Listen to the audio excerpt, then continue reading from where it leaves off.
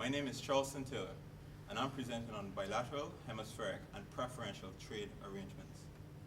Up to the year 2007, St. Lucia's most recent available trade policy, as presented to WTO, that's the World Trade Organization, has concluded 5 bilateral and 2 multilateral trade arrangements, one being CARICOM to Colombia.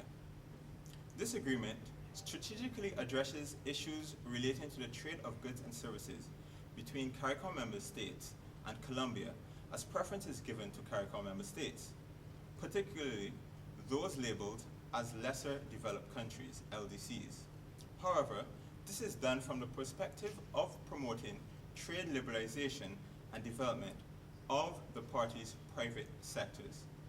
Considering economic and technical cooperation, interaction was more bilateral and reciprocal, aimed at targeting areas such as joint production of goods, collaboration in the provision of services, technical transfers of knowledge, and the mutual development of human resource, among other targeted areas, so that economic and technical development results.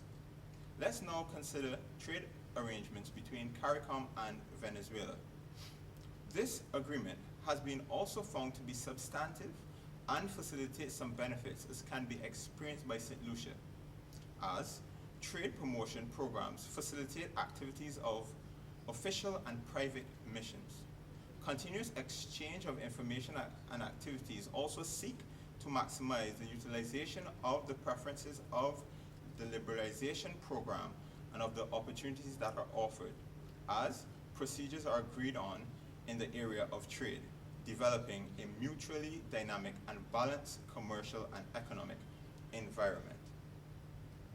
We will now move on, considering that the double taxation measure can be considered as a disadvantage for St. Lucia and other LDCs, as taxation is applied across the board, subsequently increasing the cost of trade between relevant regions.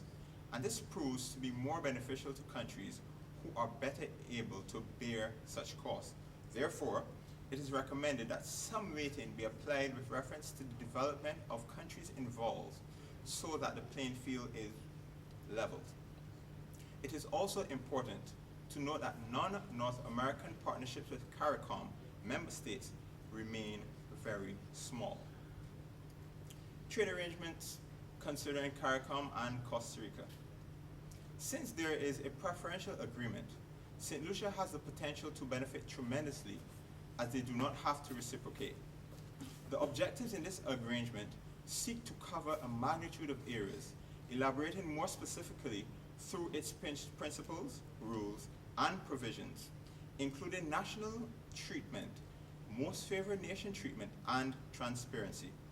Therefore, LDCs, including St. Lucia of course, are presented with opportunities to capitalize concerning relevant sectors and industries. There was also a trade arrangement between CARICOM and the Dominican Republic. We will now expand.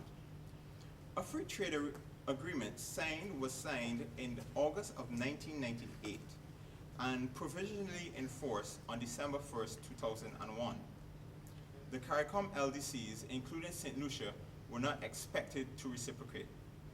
While the free trade agreement focuses on trade in goods, provision has also been made for investment and trade in services to be negotiated.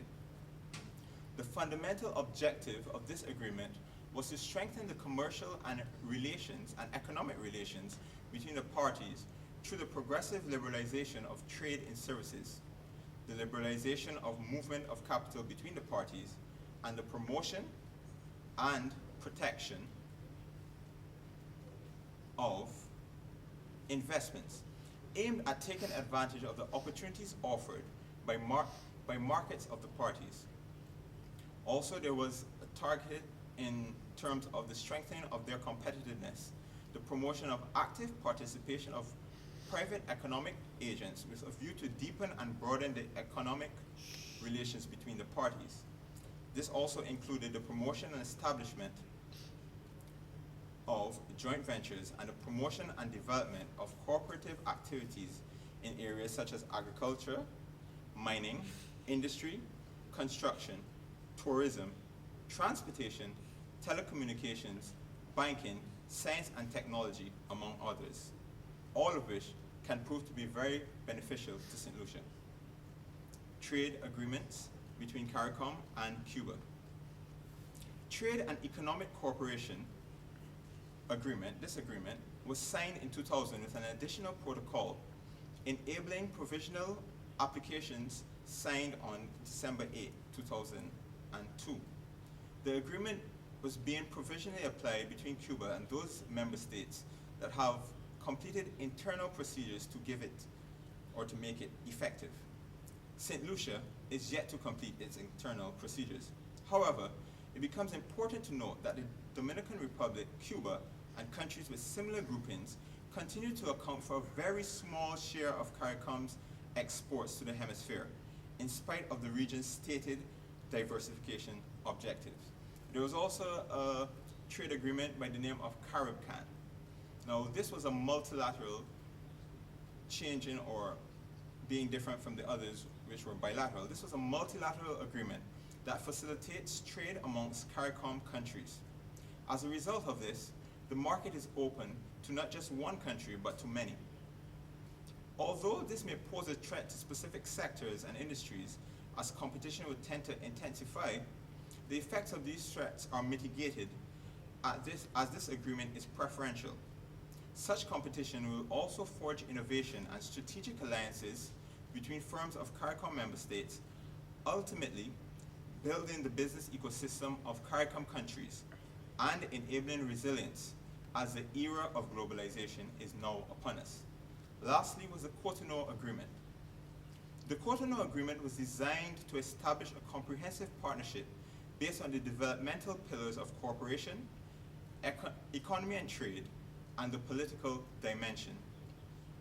The Cotonou Partnership Agreement's provisions relating to trade and economic development outlines its objectives as the gradual and full integration of the African, Caribbean, and Pacific Group of States, also known as ACP states, into the world economy by enhancing their production, supply, and trading capacity, as well as their capacity to attract investors. The objectives are underlined by certain principles and objectives such as WTO conformity, building on regional integration initiatives, and the progressive removal of trade barriers between the EU, European Union, and the ACP, which would in effect open St. Lucia or St. Lucian markets to intense competition and external dependency in reference to EU businesses, which would tend to override the capacity of similar St. Lucian businesses' sustainability and stifle the country's economic growth.